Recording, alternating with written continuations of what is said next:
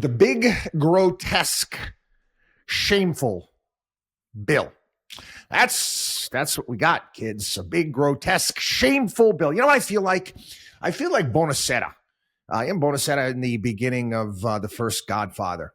And he's sitting there and he's explaining to the Godfather what happened to his daughter and how there was no justice in the courtroom. He's got that line. He said, you know, the courtroom, they looked at and they smiled at me. And he realized, he said, for justice, I must go to Don Corleone. And for justice, who are we going to go to?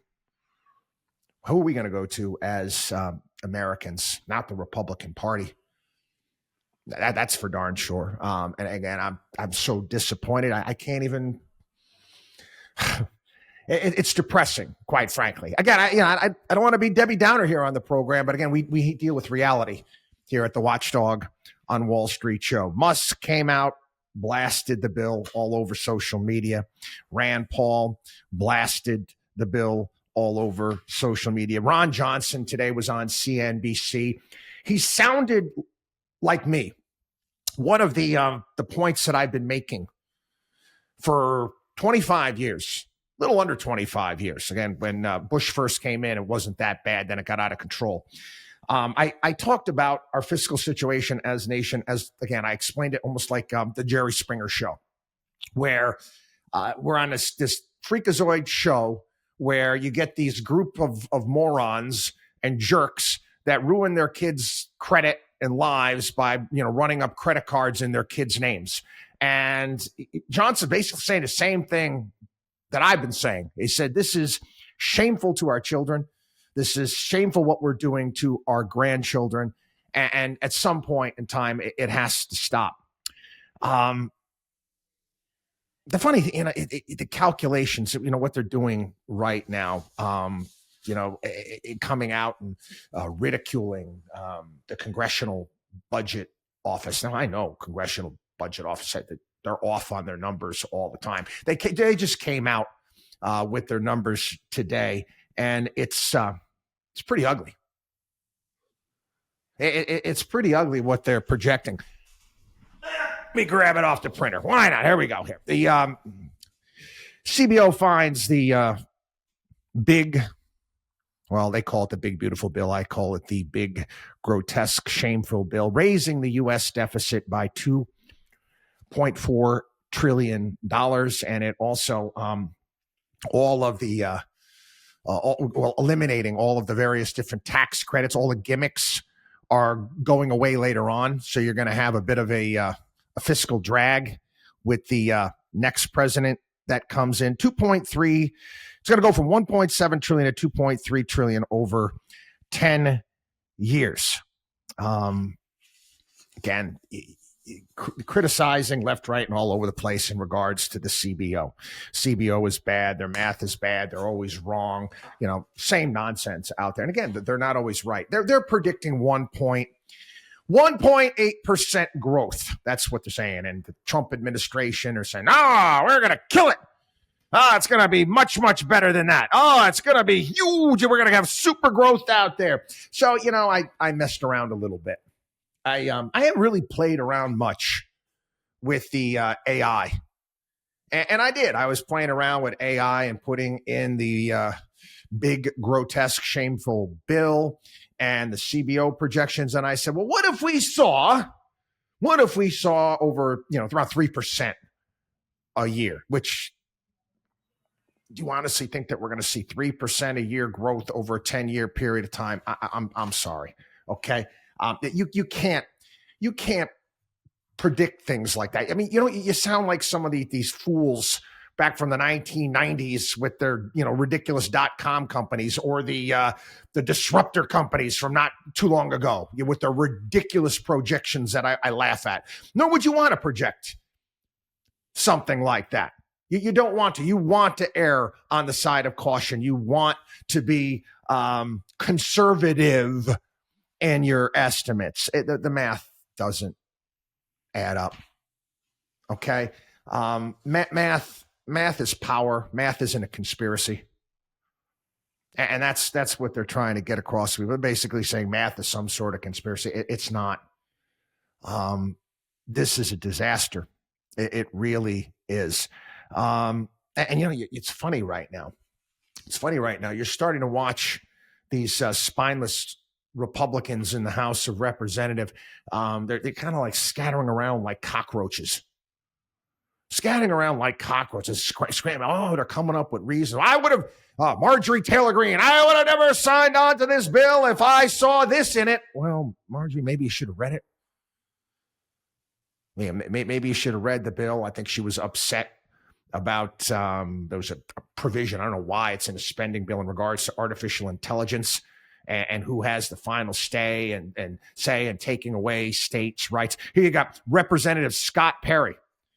So Elon Musk is right to call out House leadership. I wish I had a nickel for every time the Freedom Caucus sounded the alarm and nobody listened, only to find out the hard way that we were right all along. We expect massive improvements from the Senate before it gets back to the House. He's commenting on Elon Musk's statement. I'm sorry, I just can't stand it anymore. The massive, outrageous, pork-filled congressional spending bill is a disgusting abomination. Scott, you voted for the bill. You just voted for it, man. I kind of makes you want to pull your hair out. Again, they don't know what to do right now. They thought they had cover. They thought they had a vote for this piece of garbage that they were going to have cover. Now people are seeing it.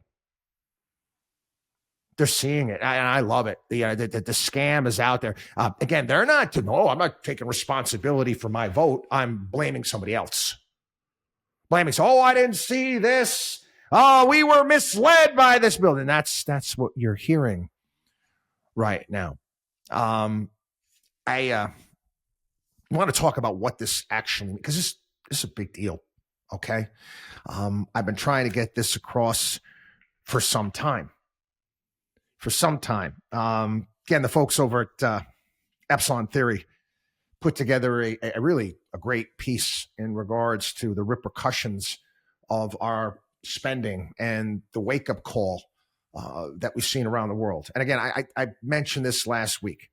It's being ignored. I mean, we've watched the dollar, which was basically at parity with the euro back in March. Okay? We just got to June. It was at parity. Right next to parity, back in March. And this is when Trump was saying, he was telling the entire country, we're going to have a balanced budget. We were going to have a balanced budget. Now what? We dropped 15%. Anyway, no one believes that at this point in time, that this administration, this party, that they have any desire at all to control the federal deficit. Okay, nobody. The things that they're coming up with right now to try to justify this, it's nuts. And then you watch the MAGA crew on social media and the posts that they're making. I mean, it's so pathetic. This is the strategy going forward.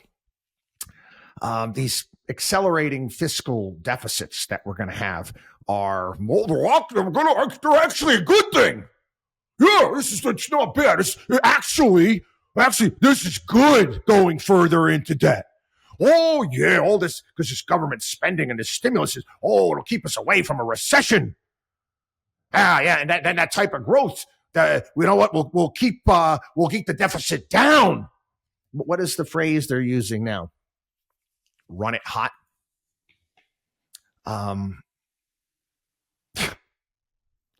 There's once you again, it's again the old Nancy Pelosi. We got to, you pass the bill and then you see what's in it. Once we do that, oh geez, then guess what? No, then we're gonna get all sorts of deregulation initiatives and all the rescission bills are gonna come at that point in time, and we're gonna grow our way out of the deficit. Right? Sure. this is really important, people, and it's a bit complicated. And again, I've talked a lot about how debt and deficits and government debt and how it's handled. Did a lot of this during the European debt crisis, and how the banks work over there. Basically, the entire world has kind of come to grips, I think, with the fact that our deficit, we can't control it. We can't, especially, not right now, not as far as Trump is president. And it's not just the United States. Okay, you've got Japan, you've got Italy, France, the UK. All these nations have to continue to issue more and more debt. Now, who wants to buy? Who wants to buy U.S. debt? Who wants to raise your hand? You want to go out there? You want to go out there? You want to lock your money up? You want to loan money to the U.S. government for the next 10 years at what, 4.5%? With no 4.5% a year, 10 years with zero protection against inflation. Does that sound like something you want to do? Huh? Yeah. Is that something you want to do? I didn't think so. Okay. I didn't think so. Again, we discussed this last week on the radio show. And on the show, we, basically put it out there. So, basically how you have to handle your money, how we've handled people's money, and the cookie cutter portfolios, the 60-40 nonsense, because it was just that. You're going to lose money unless you're beating inflation. And I'm going to tell you something, 4.5% a year, it ain't going to cut the mustard, kids. It really isn't. So, again, who's going to buy this? Well, people who are forced to buy it. What do you mean? Well, yeah, there's forced buyers of our debt. Think pension funds. Think insurance companies. The tier one capital, big banks out there. Central banks, but also, the too big to fail variety. They're going to be forced to lock up a lot of this as well. Again, that's going to be the reality. Now, that's going to stunt growth because, again, all the money that they have to put in to these treasuries, they're not lending out and they're not growing the economy with by any stretch of the imagination. So you have to get your arms around that. This is one of the issues that takes place with European banks. European banks are it's like, forget about it. Pulling teeth to try to get money away from them. Again, they have rules. They have rules where they're forced to buy the sovereign debt of their home country. Now, again, we had other buyers, like China, Japan, other places buying our debt. But when they're in trouble too, why are they going to buy it? They're just going to buy their own. They're going to buy their own, and then they're going to be dealing with the currency risk that's involved. Again, we got a bit of a buyer's strike right now. And again, these are voluntary buyers. I don't see that changing. Again, would you? Why would you lend the United States government money at 4.5% for 10 years? They explain, again, I got in trouble for saying this on air one time. I was, talking about the United States and our debt situation. And I described it as, we are the tallest midget in the room. And they're like, you can't say that. I'm like, why? Anyway, Ben Hunt describes this. He says, for decades now, U.S. sovereign debt has enjoyed the privilege of being the best house in a bad neighborhood. So that if you wanted duration for whatever reason in your portfolio, you preferred long-dated U.S. treasuries to any other nation's sovereign debt. All other things being equal, that narrative is no longer.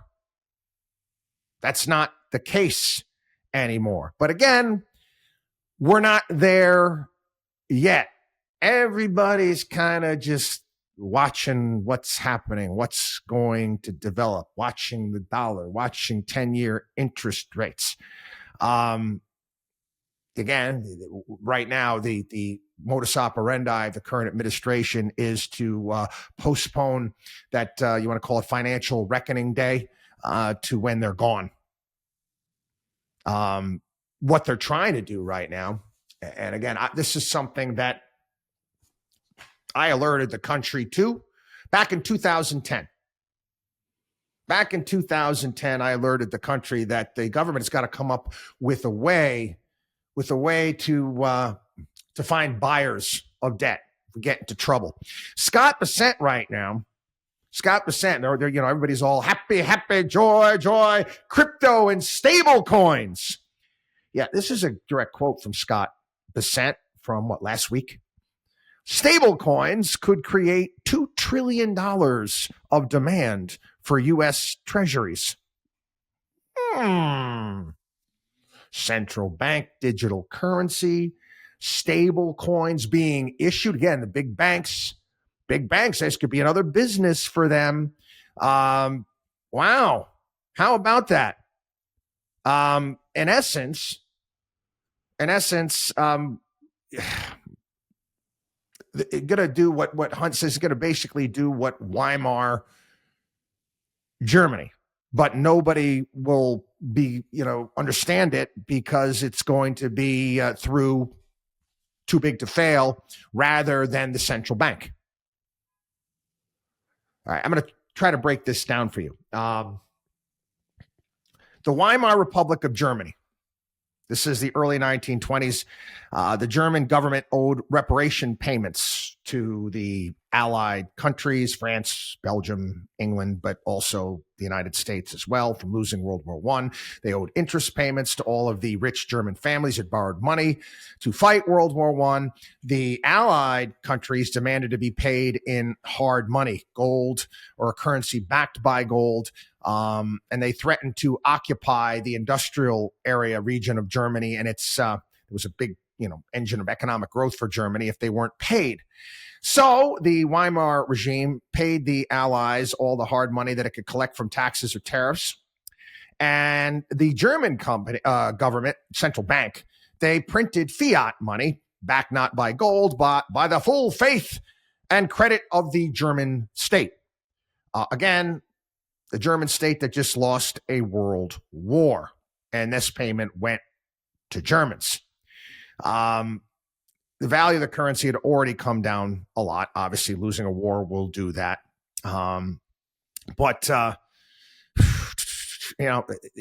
Basically, the entire world kind of understood that Germany had a fiscal deficit problem, and things just got worse. Okay. Currency went down, then it went down further, and it kept going, and it kept going, and it kept going.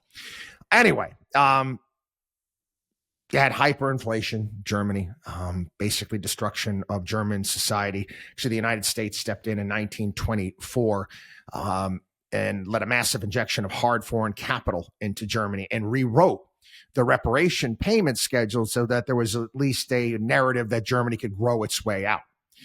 Anyway, now, is this big, beautiful bill the same thing as, the 1921 reparation payments? No, but it's a big deal because people saying that the United States is not looking to really do much of anything when it comes to this. It's basically a long, steady meltdown of the value of the U.S. dollar, inflation ticking up again, interest rates going up again, stagflation, which in my opinion, I think has been around for 25 years.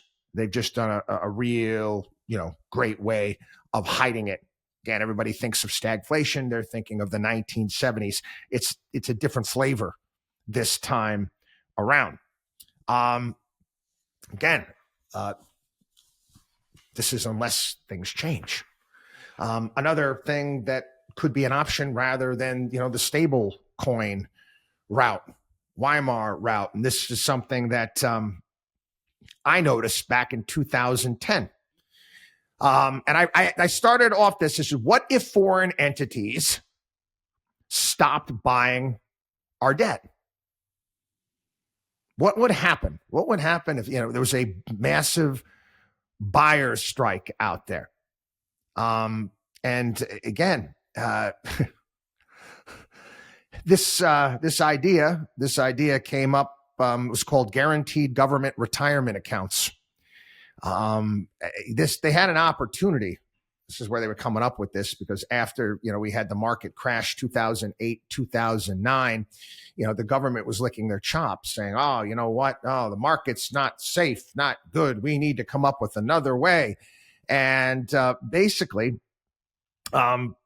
this plan came from, again, this lady by the name of Teresa Geralducci, who's basically a socialist professor out there, and she hates 401ks. And her thing is we don't have traditional pensions anymore. And what she wants is she wanted all workers in the United States to have, who do not have a traditional pension plan, would be mandated by law. I'm not making this up.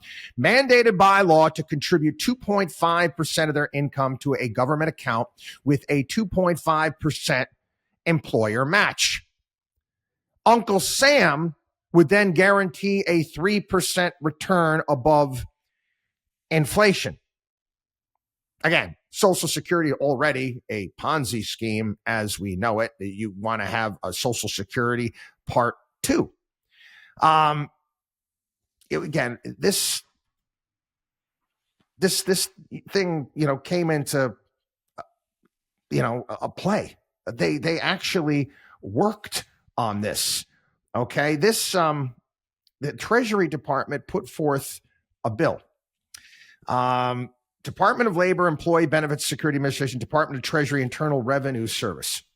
The Department of Labor and the Department of Treasury reviewing the rules under ERISA, the Employee Retirement Income Security Act, and the plan qualifications rules to determine whether, and if so, how agencies could or should enhance by regulation or otherwise the retirement security participants in employer-sponsored retirement plans and in individual retirement arrangements, IRAs, by facilitating access to and use of lifetime income or other arrangements designed to provide a lifetime stream of income after retirement. Don't believe me? Look it up.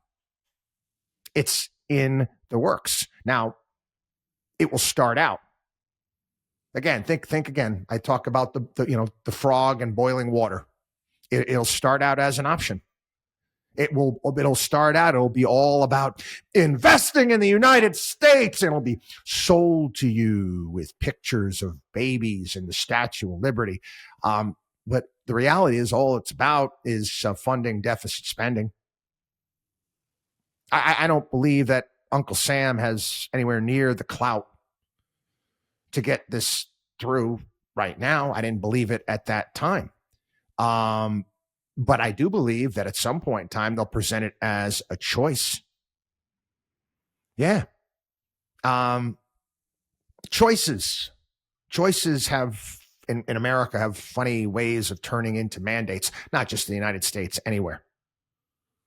And I think the Treasury Department is most certainly preparing that, hey, you know what? What if we're not able to sell our debt in the open market like we used to? They're basically forcing people to, buy government debt. Again, you need to get your arms around this. They can do it very easily. They could change the ERISA rules. Could say, hey, listen, we're going to take over 401ks. We don't like this system. It's been unfair. You know what? We're going to establish these accounts. Hey, listen, Obama tried it. Remember he had that little My IRA thing that he tried to pull off? All they need is a crisis. All they need is a major market sell-off, a crash, which that could be engineered very easily. What did Rahm Emanuel sell? Never let a crisis go to waste. Crash, bang, boom, all of a sudden, I don't trust the stock market. This is a much better way. The government's going to protect my money. They're going to take care of me. Right. Sure they are. This is why it matters. This is why it matters. This is the reason why I've been doing my show for 25 years and trying to, articulate this to everyone out there. Again, it's unfortunate. Like Bonacere, we've got no one to go to for justice. We got no one. The Republican Party is weak, outside of a few that are actually standing up to this nonsense. We just don't have the right people, quite frankly. It's neat. They'll be fine though. Like I said, they're wealthy. It's funny. They got a lot of these stock trackers right now tracking congressional buys and certain stock purchases. And you see how they're hitting home runs all over the place because they know what's going on behind the scenes. And we just sit there and we take it and they get richer. Because again, you have to do. Okay. What's important is you have to. You have to grow your assets. Okay. You have to. You cannot sit in cash. And you have to be beating inflation, because inflation, my friends, is going to get much, much worse. Again, they'll tell you otherwise. They'll tell you otherwise. Oh, your number inflation's come way down. Looks much better. Sure. Yeah. Sure it is. Again, you pay your bills. You're not stupid.